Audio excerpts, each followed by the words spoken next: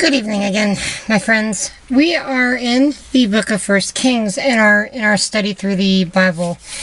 And I just must say, when we talked about Solomon and his wives, causing him to be divided away from God, it was because he was being basically led to worship false gods, and his wives were convincing him to build different altars because they needed to worship him. Necessarily at the beginning, he probably was like, okay, you can go ahead and do that. I'll build this altar for you to worship this false god. I mean, these were pagan gods that demanded horrific things to be done. So you can begin to see why God was angry.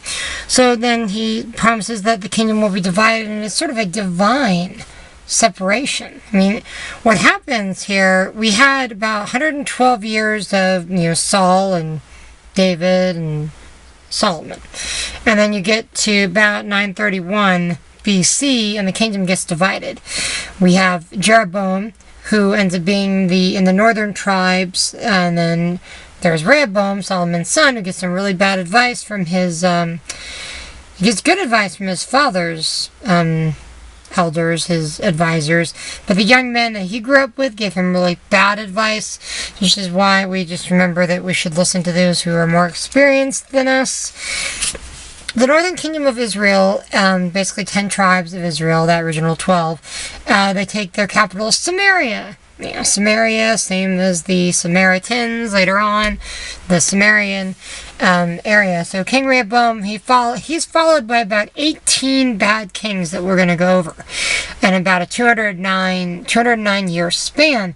In 722 BC, the northern kingdom of Israel is taken captive by the Assyrians when Hoshea is king of Israel. 722 BC, that was the first thing I learned in Bible school, by the way. When I first went to Bible school back in 2000, I took this class on the Western ancient biblical worlds, cultures of ancient biblical times. And the one thing that the Professor Westbrook, wrote on the board was 722 BC. Remember this date. It will be important. And that's the time when the northern kingdom fell to Assyria. Then, of course, the southern kingdom, which does have a few good kings, that's the tribes of Benjamin and Judah initially.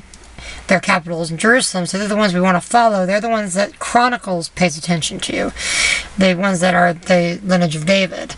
King Rehoboam, followed by 11 bad kings and 8 good kings. So they did have some good kings in the southern kingdom.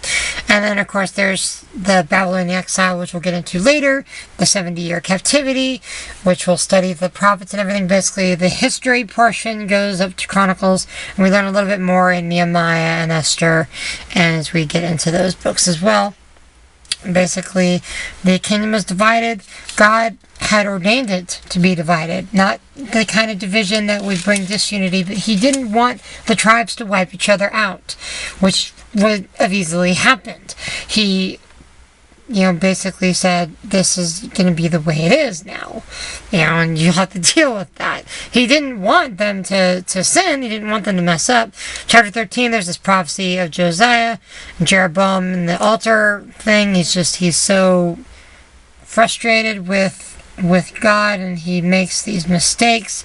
Then there's this prophet that is fooled by another man of God, or supposed man of God, that says, I'm one of God's. That whole story's in chapter 13, and it's kind of a crazy, messed up story. The prophet convinces the other one that God told him that it would be okay if he came into his house and had a meal, because previously God told him he wasn't allowed to eat anything. He was basically on a fast. And I think that the message here, and he ends up getting killed by a lion, and the lion and the donkey just kind of stand there by the dead prophet. And the other guy that deceived the man of God he felt bad about it. And the message I get from that is that God takes representation seriously.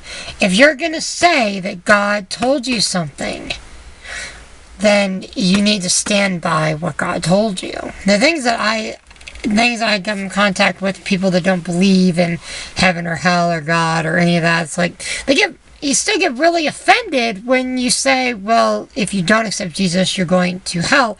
And I'm thinking, why get so offended if you don't believe in any of this anyway? If you're going to believe in something, stand by it. If you're going to hold to something, stand by it. That's why we're very picky with our kids. You know, if you're going to start something, whether it be cheerleading or Girl Scouts or soccer, you finish that course. It doesn't mean you continue on year by year. It means that if you're going to join a team, you do it through that season. And you complete it. You stand by and you be faithful.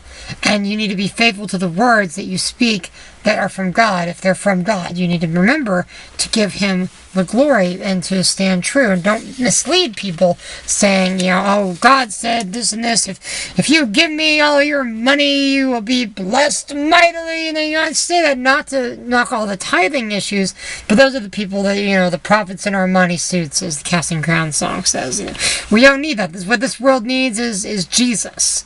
Nothing else. I was telling my wife earlier, we were talking about the rapture and the fine and everything, and I was like, you know what, honey? Sometimes I think that the rapture is it's not as much about getting His people out of here as it's getting us out of the way.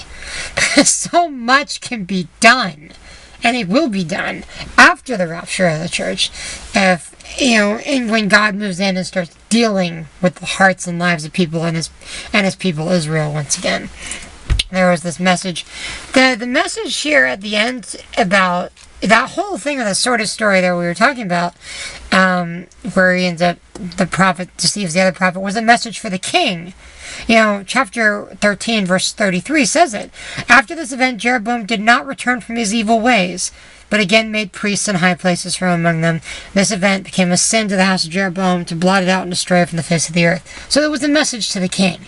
And a lot of times it's important to read the whole passage and continue on. Chapter 14, Jeroboam's son is sick. He has his wife disguise herself to go to the prophet that originally told Jeroboam that he'd be king. And it's interesting how constantly you're going to see David come up as a measuring stick for the people of Israel and how they acted. It's interesting as well. The coming destruction is prophesied already that Israel in chapter 14, verse 15, that the Lord is going to strike down the northern kingdom. That coming destruction is coming, and this is about 931 BC. Rehoboam reigned for 41 years.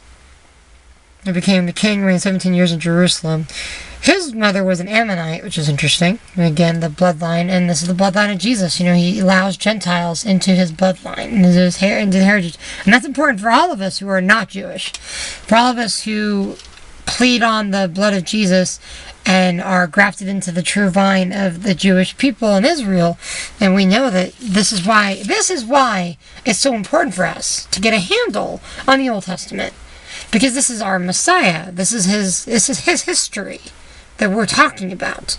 Not just some obscure history about the nation Israel. It's Jesus and the people that God brought about before him and used to give us lessons for life to live by. The gold is taken away by the king of Egypt in about 927 BC. This is mentioned again in 2 Chronicles 12. And the gold is replaced by bronze, which is interesting because bronze is Levitical for sin that we've talked about, you know, sin under judgment, fire. We talked about that when we were in Numbers with the serpent on the staff. And it's sort of like the deity is gone now in Israel. It's like God is not gone. He's still dealing with people, but he's just, you know, the judgment's coming here. David is still considered the best king over Israel. And just that one mistake that he made with Bathsheba and Uriah the Hittite comes up in verse 5 of chapter 15 where he mentions that.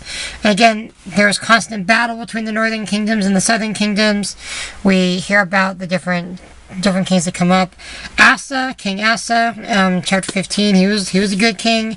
We'll go through the list of kings and we'll start to discover who did what and why they were not good. But it's just a good reminder for us not only to know the history, but to understand the heart of God, because he's constantly drawing his people to him. And he's constantly pulling us back to him, because he doesn't want us to be led astray to the pagan idols, the worship of anything that takes the place of God in our lives. You know, you look in your heart. Where is your heart buried most? When you leave this earth, what you leave behind is a legacy that God gives you. And that's one thing I've been learning a lot lately, is how the love of God needs to be manifest through us to our children, and how much I fail at that daily. I need to work on that daily, and how He speaks to us with mercy and a still, quiet voice, even though we don't always get it, and we don't always understand His ways and His reasons. Just like as parents, when we're trying to explain them to our kids, and it's hard for us, but we need to lean on His wisdom and His mercy as we go throughout our lives and our dealings with other people, so that we will be a light of God to the nations and to the people around us. And that is all I've got tonight, good friend. Shalom.